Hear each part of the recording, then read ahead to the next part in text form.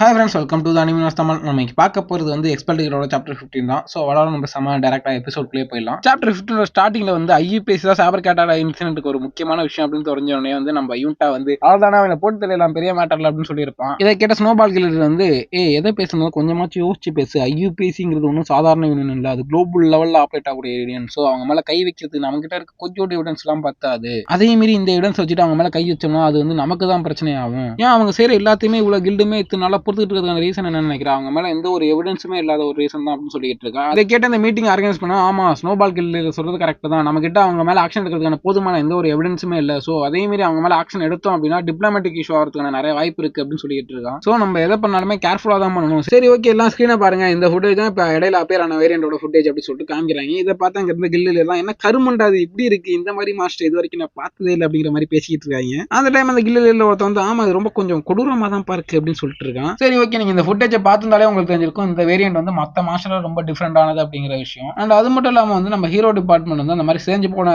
Variants நிறைய detail வந்து collect பண்ணிட்டு இருக்காங்க, நிறைய இது கலெக்டும் பண்ணிருக்காங்க. அண்ட் இந்த ஃபுட்டேஜை பாருங்க, இந்த ஃபுட்டேஜை பார்த்தா உங்களுக்கு தெரியும் இது வந்து இது புதுசா அப்பியரான ஒரு வேரியன்ட். இது வந்து ஜியானோ மவுண்டன்ல அப்பியா இருக்கு. அதை மட்டும் இல்லாமல் வந்து கண்ட்ரி பிரைவேட் கண்ட்ரி கிளப்புக்கு பக்கத்தில் இன்னும் ஒரு சில வந்து பிளான் டைப் வேரியன்ட்ஸ் வந்து அப்பியர் ஆக ஆரம்பிச்சிருக்கு. இந்த வேரியன்ட்ஸ்லாம் வந்து இந்த சேபர் கேட்டோட வந்து ஏதோ ஒரு வகையில சம்பந்தப்பட்டிருக்கு அப்படின்னு சொல்லிட்டு இருக்கான். இதை கேட்டு நம்ம வாரகிலோட வந்து சரி, ஓகே, இதெல்லாம் இப்போ எதுக்கு எங்கள்கிட்ட சொல்லிட்டு இருக்கீங்க? அண்ட் புதுசா மாஸ்டர் அப்பியர் ஆவதெல்லாம் வந்து நார்மலான விஷயம் தானே அப்படின்னு சொல்லிட்டு கேட்கறான். அதுக்கு இவனும் வந்து ஆமா அது நார்மலான விஷயம் தான், பட் வந்து ஒரு மாஸ்டரோட அவுட்டர் அப்பியரன்ஸ் வச்சு மட்டுமே அது ஸ்பெஷலான வேரியன்ட் ஸ்பெஷலான ஸ்பீசிஸ் அப்படின்னு நம்ம முடிவெடுக்க முடியாது. ஸோ நாங்கள் இந்த வேரியண்ட்டை வந்து ரிசர்ச் பண்ணி பார்த்தாங்க. அந்த ரிசர்ச்ல வந்து ரிசல்ட் படி இது ஜெனட்டிக்கலி வித்தியாசமா இருக்கு. ஸோ வந்து இது யூனிக்கா இருக்க ஜெனட்டிக் வேரியண்டா இருக்கு அப்படின்னு சொல்லிட்டு இருக்கான். இதை கேட்ட நம்ம ஸ்னோபால் கில்லர் வந்து என்னது நியூ ஜெனட்டிக் வேரியண்டா அப்படின்னு சொல்லிட்டு வாய பறந்துட்டு இருக்கா. ஆமா அது வந்து ஜெனட்டிக்கலி ரொம்ப வித்தியாசமானதான். அண்ட் வந்து மானா கிறிஸ்டல், உங்களுக்கு ஆல்ரெடி மானா கிறிஸ்டலை பத்தி தெரிஞ்சிருக்கும், பட் வந்து இது ஒரு ஸ்பெஷல் மெட்டீரியல். இது வந்து மானா கிறிஸ்டல் அப்படின்ட்டு சொல்லும்போது இந்த மானா கிறிஸ்டல் வந்து ஒன்லி வேரியன்ட்ஸ்ல மட்டும் தான் கிடைக்கும். மாஸ்டர் ரிசர்ச் டிபார்ட்மெண்ட் சொன்னபடி வந்து மானா கிறிஸ்டல் அப்படிங்கிறது வந்து வேரியன்ட்ஸ்ல மட்டும் தான் அப்பியர் ஆகும். அண்ட் வந்து எல்லா வேரியன்ட்ஸ்லயுமே இந்த மானா கிறிஸ்டல் இருக்கும். அது மட்டும் இல்லாம அந்த மானா கிறிஸ்டல் வந்து அதிகபட்சமான மானா வந்து கேரி பண்ணிக்கிட்டு இருக்கும். அண்ட் வந்து அந்த மானா கிறிஸ்டலை பத்தின வந்து ரிசர்ச் வந்து இனிமே நடந்துகிட்டு தான் இருக்கு. அண்ட் முக்கியமான விஷயம், நம்ம கிட்ட இருக்க டெக்னாலஜி வந்து அந்த மானா கிறிஸ்டலை கிரியேட் பண்ண முடியாது.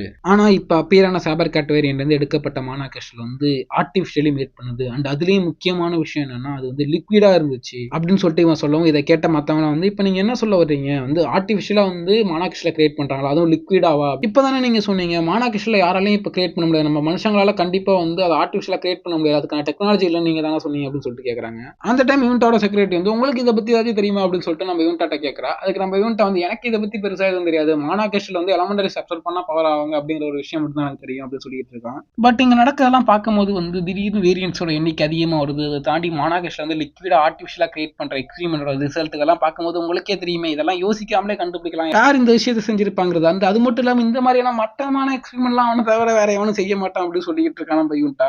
நல்ல இன்ட்ரெஸ்டிங்கா இருக்கு. அண்ட் நீங்க சொன்னீங்க ஐயூபிஎஸ்சி இதோட இன்டரப்ட் ஆயிருக்காங்கன்னு சொல்லிட்டு, நீங்க ஸ்டார்டிங்ல ஆரம்பிக்கும் போது ஐயூபிஎஸ்சிக்கு இதுக்கு சம்பந்தம் இருக்குன்னு சொல்லி ஆரம்பிச்சிங்கல்ல, சோ அதுக்கான எவிடன்ஸ் என்ன ஏதாச்சும் காமிங் அப்படின்னு சொல்லிட்டு இவன் கேட்கறான். அப்ப அந்த மீட்டிங் ஆர்கனைஸ் பண்ணவங்க சொல்லிட்டு இருக்கோம், அன்னைக்கான சைபர் கேட் இன்சிடென்ட் அன்னைக்கு ஒரு சில பேர் அந்த மாவுல வந்து சந்தேகப்பட புரியுமா நாங்க கண்டுபிடிச்சேங்க. அண்ட் வந்து எங்க ட்ரோன் வந்து சில ஃபுட்டேஜ் எல்லாம் கேப்சர் பண்ணிருக்கு அப்படின்னு சொல்லிட்டு அந்த ஃபுட்டேஜை போட்டு காமிக்கிறாங்க. யாருன்னு பார்த்தா நம்ம உத்தமன் தான். நம்ம உத்தமங்க பைனாக்குலர் வச்சு பார்த்துட்டு இருப்பான்ல, அதை வீடியோ எடுத்து வச்சிருக்காங்க. அண்ட் இந்த ஃபுட்டேஜில் இருக்க ஒருத்தனை பார்த்தீங்க அப்படின்னா உங்களுக்கு நல்லாவே தெரியும், இவனை ரெகனைஸ் பண்ண முடியும்னு நினைக்கிறேன். இவனுக்கு வந்து 33 வயசாகுது. அண்ட் இவனை பார்க்கறது வந்து உத்தம மாதிரியே இல்லையா அப்படின்னு சொல்லிட்டு கேட்டுட்டு இருக்காங்க. அண்ட் வந்து முக்கியமா வந்து இவன் தான் ஐயூபிஎஸோட மேனேஜரா இருக்கும்னு நாங்க சந்தேகப்படுறேங்க அப்படின்னு சொல்லிட்டு இருக்காங்க. கிட்டத்தட்ட கண்டுபிடிச்சிட்டாங்க. அண்ட் வந்து ஒரு முக்கியமான விஷயம் வந்து இவன் 4 வருஷத்துக்கு முன்னாடி மேஜிக் இன்ஜினியரிங்ல ஒரு ரிசர்ச்சரா இருக்கிறத வந்து ஸ்டாப் பண்ணிட்டான். பட் ஒரு சில ரெக்கார்ட் படி பார்க்கும்போது இவன் ஒரு இன்சிடென்ட்னால டிஸ்மிஸ் பண்ணப்பட்டிருக்காங்கிறது தெரியுது அப்படின்னு சொல்லிட்டு இருக்காங்க. என்னது இன்சிடென்ட், அப்படிப்பட்ட என்ன இன்சிடென்ட் அங்க நடந்துச்சு அவனை டிஸ்மிஸ் பண்ற அளவுக்கு அப்படின்னு சொல்லிட்டு கேட்கும். அந்த ரெக்கார்ட் படி அவன் வந்து ஒரு சில கிறிஸ்டல்ஸ் மானா கிறிஸ்டல் வந்து அந்த ரிசர்ச் சென்டர்ல இருந்து ஆட்டையை போட்டு போனதா சொல்லியிருக்காங்க. அண்ட் அது மட்டும் இல்லாம அவன் வந்து முக்கியமா வந்து ஹியூமன்ஸ் வச்சு கொஞ்சம் கொடூரமான எக்ஸ்பிளைன் பண்ணதுனாலையும் வந்து அவன் அந்த வேலையில இருந்து தூக்கிருக்காங்க. ஸோ இவன் இதுக்கு முன்னாடி பண்ண ஒரு சில விஷயங்கள் அண்ட் நாங்கள் கலெக்ட் பண்ண எவிடன்ஸ் படி இவன் தான் இந்த இன்சிடென்ட் படி இருப்பாங்கிறபடி நாங்கள் சந்தேகப்படுறாங்க. ஸோ அவனை விசாரிக்கிறதுக்கு உங்களோட ஒத்துழைப்பு எங்களுக்கு தேவைப்படுது. ஸோ எங்களுக்கு ஹெல்ப் பண்ணுவீங்க நம்புறேன் அப்படின்னு சொல்லிட்டு மற்ற கில்டு கிட்ட ஹெல்ப் கேட்கறாப்ல. அப்படியே அந்த சீனை கட் பண்ணிட்டு அடுத்த சீனுக்கு வர்றாங்க. எங்க பார்த்தா நம்ம ஹீரோ தான் காமிக்கிறாங்க. ஹீரோ வந்து நம்ம ஹீரோனுக்கு மெசேஜ் பண்ணி இவன் நான் மெசேஜ் பண்ணா ரிப்ளை பண்ண மாட்டேன், என்ன பண்ணிட்டு இருக்க அப்படின்னு சொல்லிட்டு யோசிச்சுட்டு இருக்கான். ஃபர்ஸ்ட் நான் மின்யூரி வந்து கில்ல சேர்த்துக்கிறத பத்தி கண்டிப்பா ஹீரோயின் பேசி தான் நினைக்கிறேன், முடிஞ்ச அளவுக்கு சீக்கிரமா பேசுறது நல்லது அப்படின்னு சொல்லிட்டு யோசிச்சுட்டு இருக்கான். அண்ட் முக்கியமான விஷயம் என்னோட ஸ்கில்ஸ் வச்சு அவங்களோட ஸ்கில்ல நான் பார்க்கலனாலுமே வந்து இந்த அளவுக்கு எக்ஸ்பீரியன்ஸான ஒரு ஹீரோ வந்து எங்க கில்ல சேர்த்துக்கிறதுங்கிறது எங்க கில்டுக்கு தான் ரொம்ப நல்ல விஷயம். பட் என்னதான் அவங்களை கில்ல சேர்த்துக்கிறதுக்கு நிறைய நல்ல விஷயம் இருந்தாலுமே முக்கியமான ஒரு இஷ்யூ எங்க கில்டுக்கு தேவையான ஃபண்ட் இல்ல. இந்த அளவுக்கு ஒரு எக்ஸ்பீரியன்ஸான ஹீரோ எங்க கில்ல சேர்த்துக்கிறாங்க அப்படிங்கிறப்ப அந்த ஹீரோவுக்கு வந்து கண்டிப்பா ஹை அமௌண்ட் ஆஃப் சேலரி கொடுத்துதான் ஆகணும். ஆனா இங்க கில்ட் இருக்க நிலவரத்துக்கு எங்களுக்கே காசு இல்லை அப்படின்னு சொல்லிட்டு யோசிச்சுட்டு இருக்கான். பட் நம்ம மொட்டாங் பைய ஒரு சில மாஸ்டரை வித்தபடி பார்த்தா அவங்க கிட்ட இருந்த காசு அப்படின்னு சொல்லிட்டு யோசிக்கிறான். ஸோ அந்த காசை வச்சு கண்டிப்பா ரீசனபிளான ஒரு அமௌண்ட்டை வந்து சேலரியா கொடுக்க எங்களால முடியும். ரீசனபிளா கேட்டா கண்டிப்பா சேலரி கொடுக்க முடியும்னு சொல்லிட்டு நம்ம ஹீரோ யோசிச்சுட்டு இருக்கான். அந்த டைம் ஒரு டாக்ஸி வந்து நீங்க இன்னும் உள்ளே ஏறலையா அப்படின்னு சொல்லிட்டு நம்ம ஹீரோ கேட்கும். அந்த வந்துட்டேன் அப்படின்னு சொல்லிட்டு நம்ம ஹீரோ அவசர அவசரமா போயிட்டு இந்த டாக்ஸிக்குள்ள ஏறான். நான் ஒரு ஆஃபீஸுக்கு போகணும், ஸோ நீங்க அந்த கார்னர் ஸ்ட்ரீட்ல என்ன இறக்கி விட்டுருங்க அப்படின்னு சொல்லிட்டு இடத்த சொல்றான் நம்ம ஹீரோ. சரி ஓகே, உங்களை பாக்குறதுக்கு நீங்க வந்து ஏதோ ஒரு ஹீரோமா இருக்கு உங்க ட்ரெஸ் எல்லாம் பாக்குறதுக்கு அப்படின்னு சொல்லிட்டு கேட்கும்.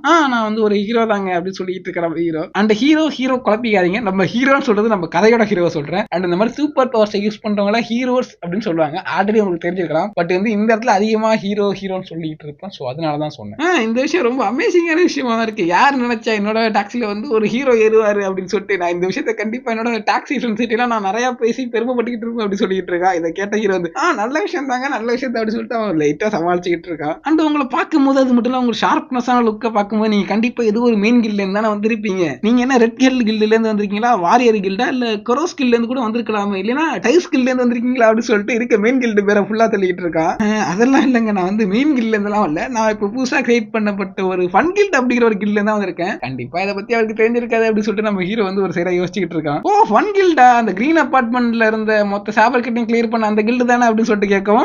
உங்களுக்கு எப்படி அந்த கில்டை பத்தி தெரியும், உங்களுக்கு இந்த கில்டை பத்தி எல்லாம் தெரியும் அப்படின்னு சொல்லிட்டு கேட்கும். எனக்கு தெரியும், அந்த கில்டை பத்தி எனக்கு நல்லாவே தெரியும், ஆனா நான் அந்த இடத்துல தானே இருந்தேன் அப்படின்னு சொல்லிட்டு நம்ம டாக்ஸி டிரைவர் சொல்லிட்டு இருக்காரு. ஓ நீங்க அந்த இடத்துல தான் இருந்தீங்களா, தங்கிருந்தீங்களா அப்படின்னு சொல்லிட்டு நம்ம ஹீரோவும் விசாரிச்சுட்டு இருக்கான். அந்த டைம் நம்ம டாக்ஸி டிரைவர் அங்க திரும்பி பாக்குறாரு. அங்க பார்த்தா வந்து ஒரு டெமி ஹியூமன், ஐ மீன் வந்து பூனையும் மனுஷனும் சேர்ந்த மாதிரி ஒரு பொண்ணு போயிட்டு இருக்கா. அண்ட் இந்த மானால வந்து இந்த மாதிரியான டெமி ஹியூமன்ஸ் வந்து ஹைபிரிட் அப்படின்னு சொல்றாங்க. ஸோ வந்து ஹைபிரிட் டெமி ஹியூமன், நம்ம டெமி ஹியூமன் என்ன சொல்லிக்கலாம், ஹைபிரிட்ங்கிறது கொஞ்சம் வித்தியாசமா இருக்கு. டெமி ஹியூமனை பார்த்த டாக்ஸி டிரைவர் வந்து கரும இவ்வளவு காலங்காத்தாலே பார்த்து வந்துட்டேன், எனக்கு நேரமே சரியில்லை அப்படின்னு சொல்லிட்டு இருக்கான். அதுக்கு நம்ம ஹீரோ எதுக்கு இப்படி சொல்லிட்டு இருக்கீங்க அப்படின்னு சொல்லிட்டு கேட்கும். நீங்க இதுக்கு முன்னாடி இந்த ரூமரை கேள்விப்பட்டது இல்லையா, இந்த மாதிரியான டெமி ஹியூமன்ஸுக்கெல்லாம் ஒரு சில அனிமல்ஸ் நேச்சர் இருக்கும், அவங்க திடீர்னு வந்து ஆக்ரோஷமா மாதிரி மற்றவங்களை அட்டாக் பண்ண ஆரம்பிச்சிருவாங்க அப்படின்னு சொல்லிட்டு இருக்கான். அதுக்கு நம்ம ஹீரோ வந்து பார்க்கறதுக்கு ஒரு ஸ்கூல் பொண்ணு மாதிரி இருக்கான், ஸ்கூல் ட்ரெஸ் தான் போட்டிருக்கா. ஸோ வந்து நார்மலான ஹியூமன்ஸ் மாதிரி நடந்துக்க வாய்ப்பு இருக்கு, இல்லை எதுக்கு இப்படி பேசிட்டு இருக்கீங்க அப்படின்னு சொல்லிட்டு நம்ம டாக்ஸி டிரைவர் கேட்கும். அவ ஸ்டூடெண்டா இல்ல ஸ்டூடெண்ட் இல்லையாங்கிறதெல்லாம் இங்க மேட்டர் இல்ல, பட் எங்களால வந்து அவளை ஒரு ஹியூமனா எங்களால கன்சிடர் எல்லாம் பண்ணிக்க முடியாது. உங்களுக்கு வேணா அது நார்மலான விஷயமா இருக்கலாம், பட் எங்களை மாதிரி நார்மலான பீப்புள் வந்து எந்த நேரம் வேணாலும் அவங்க அட்டாக் பண்ணா நாங்க இறந்து போறதுக்கான வாய்ப்புகள் அதிகமா இருக்கு அப்படின்னு சொல்லிட்டு இருக்கான். இதை கேட்ட ஹீரோ வந்து யோசிச்சு பார்க்கறான். இதுக்கான ரீசன் வந்து அந்த பேட்டில் தான். அந்த பேட்டில் அன்னைக்கு வந்து நிறைய டெமி ஹியூமன்ஸ்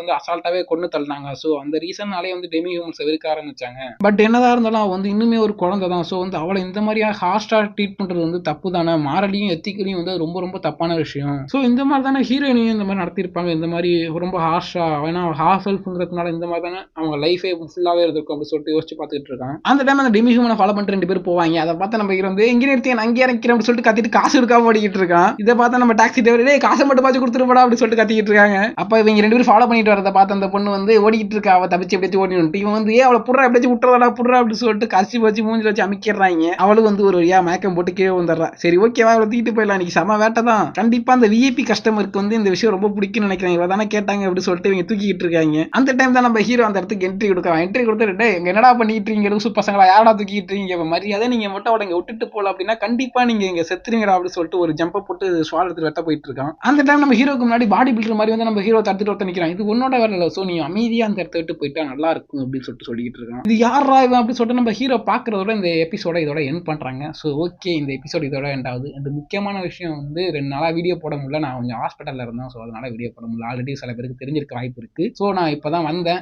வீடியோ ரெக்கார்ட் பண்ணி உங்களுக்கு அப்லோட் பண்றேன். இன்னும் வாய்ஸ் சரியாகாம இருக்கலாம், ஸோ கொஞ்சம் வாய்ஸ் ஒரு மாதிரி இருந்துச்சுன்னா அட்ஜஸ்ட் பண்ணிக்கங்க. சரி ஓகே, நெக்ஸ்ட் எபிசோட் வந்து பார்க்க வரைக்கும் tata bye bye. Next episode சீக்கிரமே வரும்.